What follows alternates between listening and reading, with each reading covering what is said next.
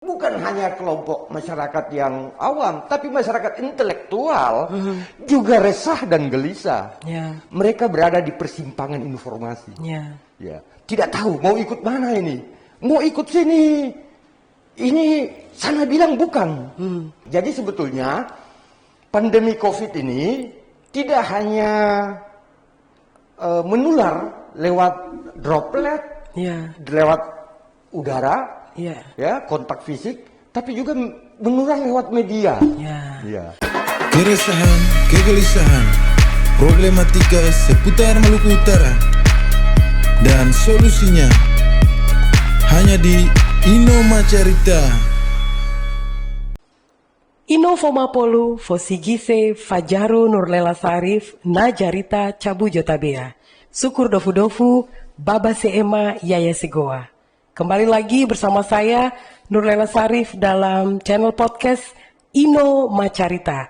Mari torang bacarita tentang keresahan, kegelisahan, problematika seputar tongpe daerah Maluku Utara, dan mudah-mudahan ada DP solusi. Dalam Ino Macarita ini jangan lupa tetap faduli dan bahoba, like, subscribe, dan share channel Ino Macarita. Seperti biasa, sebagai tuan rumah di Ino Macarita Mari Torang Bacarita, saya selalu undang tamu untuk torang bacarita tentang apa saja berkaitan dengan keresahan di tompe daerah yang tong cintai ini, Maluku Utara atau Kota Ternate. Saya mau sapa dulu torang pe tamu malam hari ini, habar dokasa tompe Bang Ismit Alkatiri. Kabar baik Bang Ismit? Alhamdulillah. Alhamdulillah. Dengar kabar baik ini tompe hati pisanang. Sehat menjadi mahal. Sehat menjadi mahal sekarang Bang Ismit. Bang Ismit ini wartawan senior di Maluku Utara. Luar biasa. Saya suku dofu-dofu Bang Ismit malam ini mau datang atau membaca cerita tentang banyak keresahan Bang Ismit. Berkaitan dengan Bang Ismit bidang ini perlu orang bercerita akan. Ini kan sekarang ini serba tako dan fakta. Ini orang berbeda nih, orang berpikir mana yang DP fakta, mana yang tuh nonton kabawa tuh jadi DP tako atau tuh membaca kabawa tuh jadi tako. Sebagai seorang wartawan senior ini kan semua serba berubah Bang Ismit. Mulai dari pandemi ini semua berubah. Mulai dari tompe pola hidup yang tadinya terpakai masker. Saya tabia ini jaga jarak, jadi terpakai masker mesti pakai masker. Terus juga mesti jaga jarak. Ini banyak sekali yang berubah, tapi mudah-mudahan Bang Ismit tak berubah ya. Dalam hal perilaku, protokol kesehatan memang kita harus berubah. Harus berubah. Dari kebiasaan. Tapi harus. Hati dan jiwa tidak berubah. Waduh, masih tetap seperti yang dulu. Tapi ya Bang Ismit, mic agak dekat sedikit ya. Iya. Bang, ini kan Tom bicara tadi antara tako dan fakta. Nah sekarang ini kan industri media di kala pandemi ini jadi tantangan.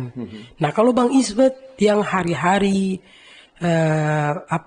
bergelumut di bidang ini nih, bagaimana Bang Ismit lihat 1 tahun kemarin ini, bagaimana ada perbedaan-perbedaan yang mungkin Bang Ismit rasakan sendiri? Saya kira pandemi COVID telah mengubah banyak hal, dan salah satunya tentunya informasi itu sendiri. Jadi dalam hal produk informasi, saat ini orang melihat virus ini tidak hanya dari perspektif sehat, tapi juga sosial, ekonomi, budaya, dan sebagainya. Nah, kalau saya sendiri menakar peran media, ini tentunya terkait dengan kondisi objektif masyarakat sekarang ini yang antara biasa dan luar biasa. Yang biasa menganggap biasa virus ini, dan yang luar biasa sangat memperhatikan bagaimana jangan sampai kita terjangkit. Kalau media mainstream, media yang tradisional yang ada berbeda dengan media sosial. Nah, saya cenderung melihat informasi yang luar biasa ini terjadi di media sosial. Jadi sepertinya ada dua pandangan yang muncul. Padahal virus ini kan cuma satu. Virus satu, corona. Tapi muncul dua pandangan yang kontroversial, yang baku hujat.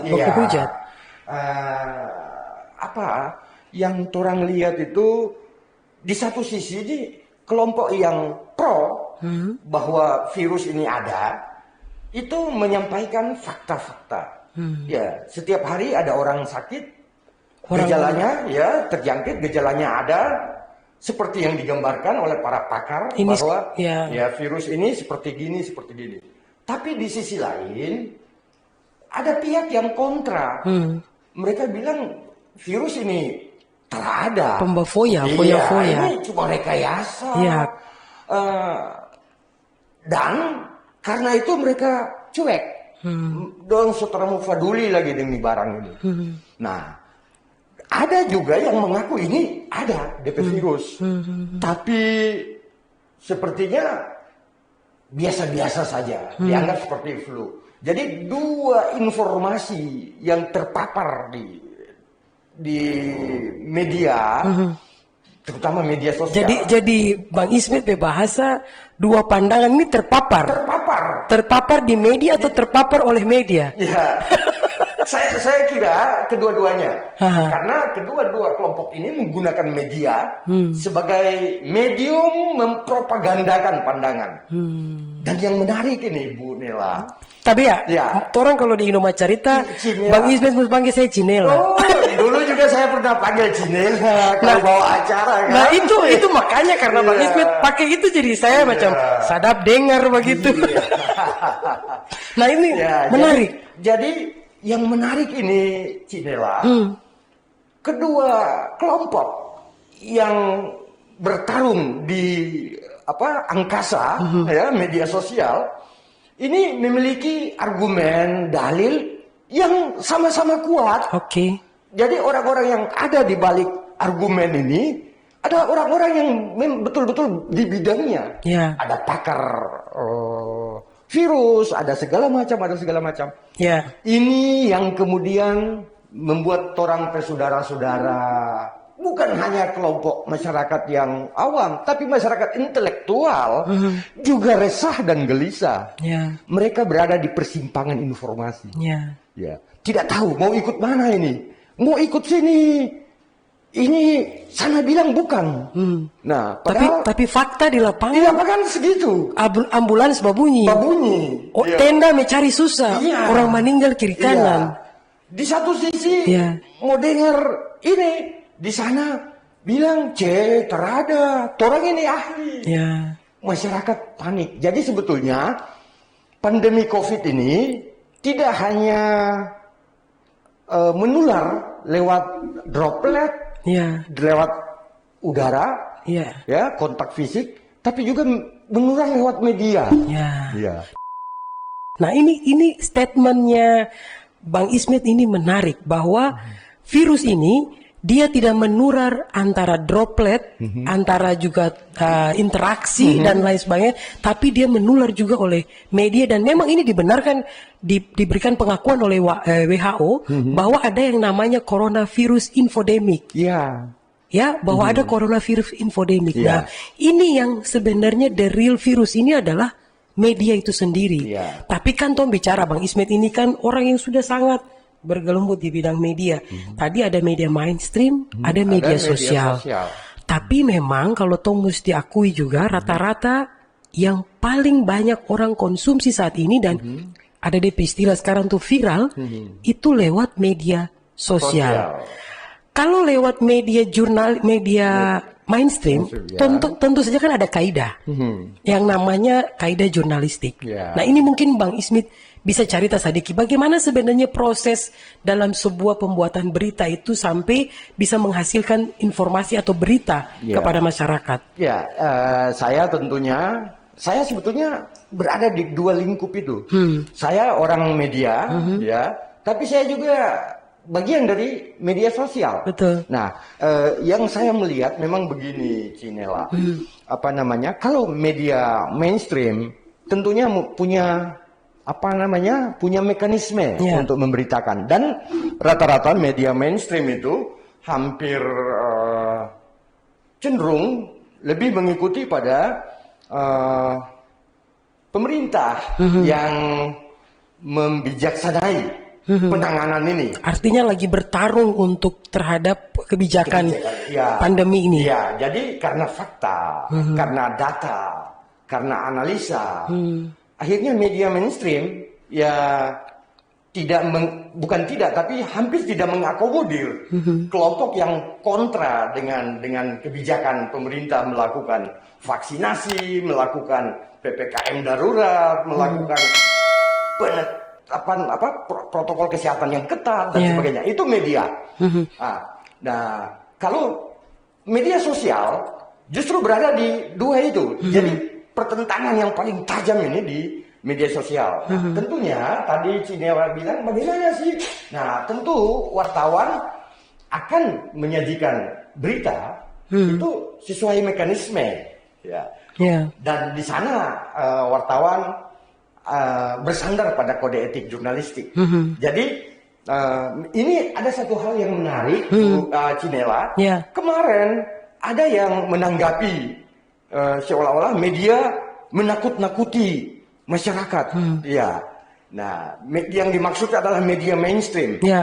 Karena memberitakan tentang corona. Padahal itu data akumulasi. Jadi akumulasi korban atau yang meninggal karena virus corona ini di Kota Ternate 50 orang. Itu data yang ada di Satgas. Sumber resmi yang didapat. Pokoknya sesuai kaidah jurnalistiknya. Nah, mereka menganggap bahwa itu menakut-nakuti warga. Terus kalau tidak memberitakan 50 yang meninggal itu, terus harus diberitakan berapa? Ini pemahaman juga pembaca yang sementara di media sosial mereka bermain dengan informasi-informasi yang kadang-kadang tidak faktual. Jadi ada satu persoalan ini. Jadi disinilah sebetulnya masyarakat sampai bibi-bibi, om-om, jujaro-jujaro dan ngungare-ngungare di kampung-kampung itu om desa. Ya, ketika mendapatkan informasi itu, sikapi dengan tidak harus menelan mentah-mentah, terutama yang dari medsos. Nah, karena apa? Karena kalau kita terbawa arus informasi yang tak jelas itu, ini virus itu akan datang kotoran. Kenapa? Cara apa? Ketika stres, orang imun turun. Nah, kalau imun turun, daya tahan tubuh turun, virus bisa masuk. Nah, untung kalau saya hari-hari minum ini, Bu Nela. Minum apa? Ini Ternatea.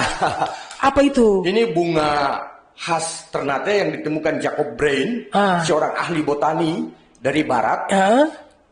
Tahun 1670-an di Ternate. Jadi 2 abad sebelum munculnya Alfred Russel Wallace, beliau sudah datang sini dan menemukan bunga ini. Bunga Ternatea. Bunga Ternatea. Wah, ini bagaimana kau? Saya minum dulu. Bang Ismit minum sendiri, mesti saya dapat lagi. Alhamdulillah saya ada bawa. Kasih orang lagi. Alhamdulillah. Oh, Ternatea. Jadi ini bagaimana ini Ternatea ini salah satunya juga bisa membantu atau tompe daya tahan tubuh, menjaga tompe kesehatan. Coba Bang Ismit cerita sedikit dulu soal Ternatea. Dari 2019. Saya minumnya. Silakan. Dari 2019 lalu kami melakukan riset tentang city branding Kota Ternate. Nah, buku referensi yang dikirim dari luar itu menyebut ini Ternatea. Nah, saya penasaran, bahasa Italia Cakaji. Ternyata Jacob Brain menemukan spesies pertama bunga ini di Ternate tahun 1670-an. Memang dia ada di sini. Pertama kali dia temukan dan Bang Ismit kembangkan. Jadi setelah mendapatkan informasi, saya menggali data, kemudian menguji fitokimia yang ada dalam tanaman itu. Nah, akhirnya laboratorium melaporkan, ini sama dengan terpapa mesti tuh cerita ini. Jadi hasil dari laboratorium ternyata tumbuhan yang orang punya ini memiliki antioksidan yang tinggi, memiliki antibiotik. dan antidepresan. Ya. Nah, di zaman corona ini orang stres banyak. Betul. Minum ini. Ya, betul. Bang Ismet tadi Bang Ismet bilang orang di zaman ini orang takut banyak, Ya. orang stres. Kenapa stres? Karena kondisi ekonomi. Betul. Dibatasi segala hal. Ya, belum lagi anak-anak tak bisa sekolah. Ya. Cuma di rumah, mangada suami, mangada anak, baru doi me, so pas-pas. pas. Jadi memang serba. Nah, selain itu juga kan sekarang orang semua serba takut pancaroba cuaca. Iya, betul. Itu juga Bang Ismet. Jadi memang ternyata orang pe daerah ini, Tom Peleluhur dan Ternate ini punya banyak kearifan lokal yang sebenarnya harus tong kembangkan. Ya, itu, Coba Bang Ismet bisa. Itu DP cerita. Jadi setelah saya kaji dari sisi budaya, saya sudah bicara dengan orang Kesultanan Ternate, sudah bicara dengan orang Kesultanan Bacan. Ternyata nenek moyang dulu orang menggunakan bunga ini untuk pengobatan, terutama bayi. Jadi bayi lahir dikasih tetes di mata dan mulut. Pakai bunga ini. Pakai bunga ini. Nah, saya kemudian menangkap ini sebagai sebuah potensi, peluang mengembangkan potensi Ternate khususnya dan Maluku Utara pada umumnya. Saya mengajak berbagai mitra, kita kembangkan. Alhamdulillah sekarang ini bersama Polda Maluku Utara, tanaman ini kami sebar di desa-desa, kelurahan-kelurahan. Oke, supaya giat menanam tanaman ini. Iya, manfaatnya pertama mereka bisa sehat, konsumsi tiap hari. Kalau kemudian mereka sehat, mereka bisa meningkatkan produktivitas kerja. Iya. Nah, otomatis ekonomi juga baik. Iya. Di samping efek ekonominya bisa mereka olah menjadi teh. Iya, tapi Bang Ismet ini dia tara manis, memang terpakai komposisi gula. Iya, ini semuanya herbal. Oh. Ada madu, 7 rempah dari Maluku Utara dan garam Himalaya. Apa saja khasiat kalau tom minum ini? Saya sudah minum ini sejak tahun akhir 2019. Rutin. Ketika saya keluar daerah, saya bawa. Ya. DP bunga. DP bunga. Oh, belum bikin kayak kemasan begini. Ya. Nah, yang saya rasakan sejak 2019 itu, saya tidak pernah flu, meskipun cuaca tinggal di pesawat berjam-jam di kamar hotel. Ya. Saya juga sering jalan dengan sepeda motor pas hujan panas, meskipun kepala botak, tapi daya tahan tubuh bagus. Iya, itu dia. Daya tahan tubuh bagus. Daya tahan tubuh. Nah. Ini menarik. Menariknya kalau tong kaitkan dengan tadi itu masalah tako dan fakta. Ini menarik juga sebenarnya bahwa kan tadi Bang Ismet bilang problemnya adalah problem literasi. Apakah memang mungkin media ini juga dari satu sisi selain memberitakan ini media mainstream ya, karena kan sekarang orang berharap peran media mainstream untuk selalu memberikan edukasi karena ada banyak unsur di dalamnya, ada dompet tanggung jawab sosial, prosesnya sesuai kaidah supaya orang terima informasi itu baik. Perlukah juga mengangkat tentang informasi-informasi dompet kearifan lokal yang paling tidak mungkin orang ini sebenarnya orang Ternate ini, orang Maluku Utara nih punya banyak khasiat yang bisa tong kembangkan. Saya setuju sekali, Bu Cik Nela. Beberapa waktu lalu beredar di media sosial, tapi itu bukan media sosial, beritanya dari media mainstream, sebuah televisi, memberitakan tentang persoalan obat COVID yang kemudian ditarik karena memberi pengaruh terhadap kondisi pasien. Nah, lalu di berita itu juga diikutkan dengan satu statement bahwa diajak kembali ke kearifan lokal. Nah, sebetulnya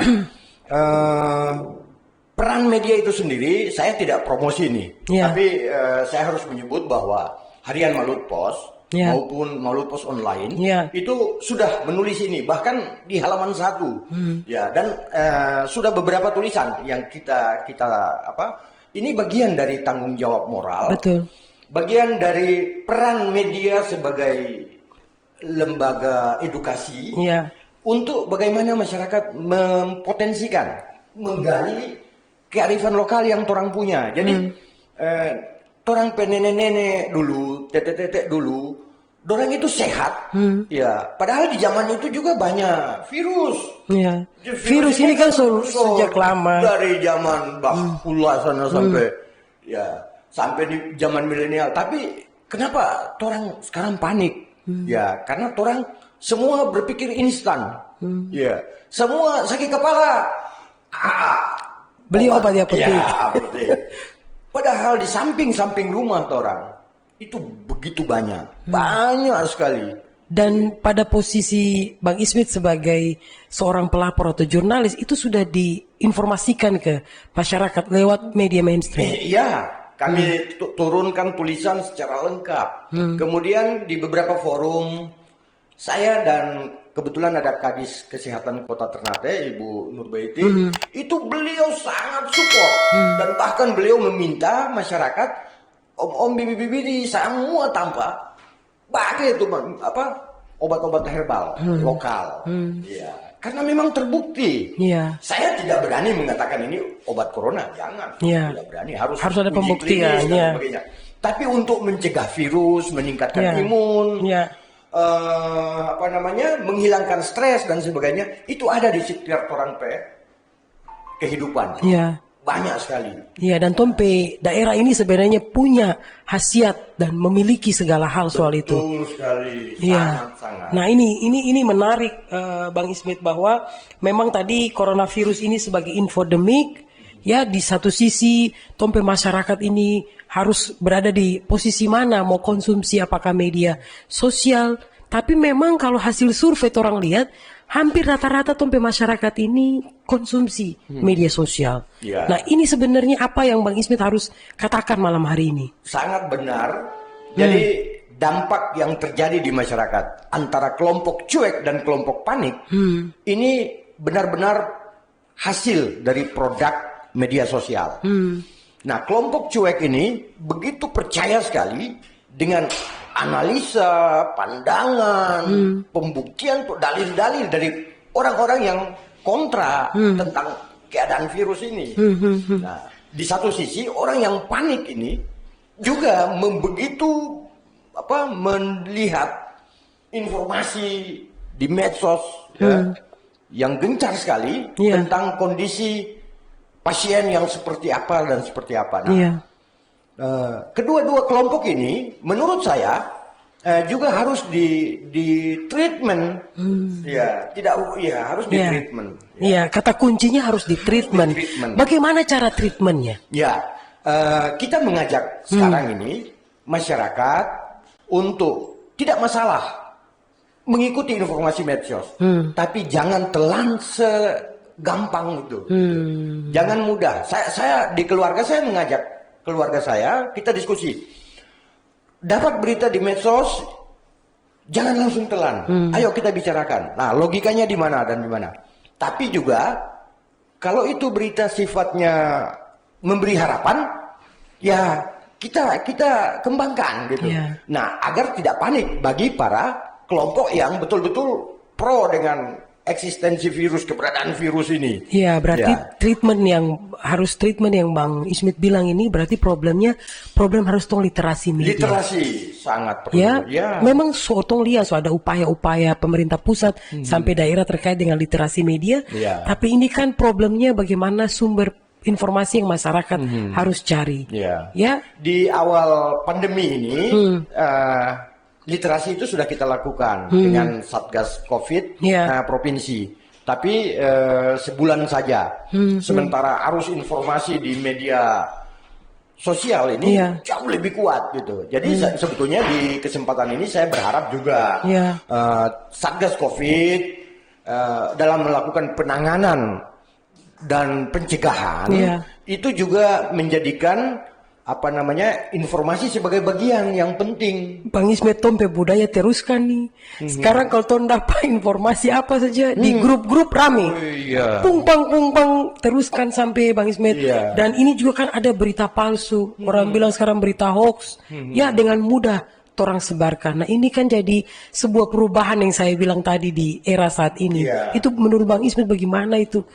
Kira-kira ini soal mentalitas gitu ya. Jadi Yang pertama sekali peran media itu melakukan edukasi di balik informasi yang bias gitu, di balik persimpangan informasi. Ya, jadi kalau mau dibilang bias juga tidak ada, karena ada satu informasi yang mengajak kita ke kiri, ada satu informasi yang mengajak kita ke kanan. Korbannya kan adalah komunikan. Dia tidak tahu harus lewat mana gitu. Nah, efeknya kan banyak. Tadi Cinela so bilang, so stres lah, so ini. Nah, karena itu saya kira kembali pada media itu. Nah, dan pelaku atau orang yang mengkonsumsi. Jadi kedua-dua pihak ini harus juga bersama-sama sadar. Jadi minum, kalau lihat media harus satu kali deh minum Ternate apa ya? Apakah menurut Bang Ismet ini bahwa media ini ikut berdosa dalam penyebaran virus corona? Saya karena belum pengalaman sebagai malaikat, saya sulit sekali. Tapi kalau dikatakan mestinya bertanggung jawab, ya mestinya bertanggung jawab. Jadi kalau kita memang melihat dinamika informasi yang membuat persimpangan bagi para masyarakat penerima informasi itu sendiri, tentunya kita harus kembali itu. Dan media mainstream sudah melakukan itu, tapi media sosial begitu banyak dan tadi Cinela bilang, viral. Iya, orang ada yang mau cuma nih virus corona ini, orang tindis tuh kirim di grup. Iya, lebih banyak dari DP zikir. Masya Allah, itu lagi satu persoalan. Grup yang ada berapa banyak di HP dan teruskan semua. Iya, betul. Akhirnya persimpangan betul-betul. Iya. Nah, bagaimana tong ini kan harus tong hadapi Bang Ismet, tong tahu pandemi ini sampai kapan akan berakhir. Nah, bagaimana tong harus bertindak, dan paling tidak media juga sebagai tadi Bang Ismet bilang punya tanggung jawab. Ini bagaimana nih ke depan ini, apakah harus tetap konsisten atau mungkin menjadi penyejuk di masyarakat atau bagaimana kira-kira? Iya, betul Cinela. Ada yang pertama adalah kita harus bangun harapan di masyarakat. Media apapun, media mainstream, apalagi media sosial, harus benar-benar, kalau kita mau maju bangsa kita, kalau kita mau keluar dari problem ini, maka semua media harus membangun harapan. Nah, membangun harapan itu dengan apa? Dengan tidak membuat orang semakin panik. Tetapi di satu sisi, di tengah membangun harapan, masyarakat juga harus diajarkan melalui media, melalui karya jurnalistik, melalui segala macam, untuk tetap berada dalam satu situasi dan kondisi dengan perilaku yang sudah diajarkan. Ya, misalnya protokol kesehatan. Karena mau tidak mau, suka tidak suka, kalau kita takut corona ini, berarti kita harus waspada. Sudah tahu di sana ada corona, kenapa kita ke sana? Nah, ini ibarat sama dengan setan. Kapan orang lihat setan? Tidak ada. Tapi ketika tanya, takut setan? Takut. Nah, kalau takut setan jangan pergi di gelap. Meskipun kadang-kadang setan juga ada di terang. Iya, jadi logikanya seperti itu ya. Bahwa kembali lagi dalam kondisi ini mau teramau tuh harus bentengi tompe diri. Betul. Ya, harus tom bentengi tompe diri. Bang Ismet, luar biasa tom cerita malam hari ini. Saya syukur dofu Bang Ismet so datang. Mudah-mudahan kira-kira ke depan ini kan tom tertahu corona ini akan berakhir kapan, dan media tetap harus bertindak. Saya juga pernah lihat gerakan teman-teman media ini mau stop berita soal COVID. Nah, itu bagaimana Bang Ismet pandangan? Apakah memang di antara teman-teman wartawan ini juga punya kegelisahan dan ada semacam dilematis juga? Itu bagaimana menurut Bang Ismet? Ya, menurut saya kalau kita berhenti memberitakan COVID, sebetulnya kita tidak mengambil sebuah peluang informasi. Masyarakat juga butuh. Masyarakat butuh. Yang penting apa konten yang kita informasikan. Jadi kalau apalagi masyarakat media mainstream, ya jangan ikut-ikutan medsos. Jadi memberitakan COVID ini secara fakta, dan di balik berita itu adalah nilai-nilai edukasi ke masyarakat, gitu. Ya. Itu yang betul-betul di sana senang, di sini senang, gitu. Jadi jangan sampai di sana senang, di sini tendang. Baik, sekali lagi Bang Isme, terima kasih suku Dofu-Dofu sudah datang di Ino Macarita. Mudah-mudahan Tompe Macarita ini bermanfaat untuk Tompe masyarakat. Hanya di Ino Macarita, suku Dofu-Dofu.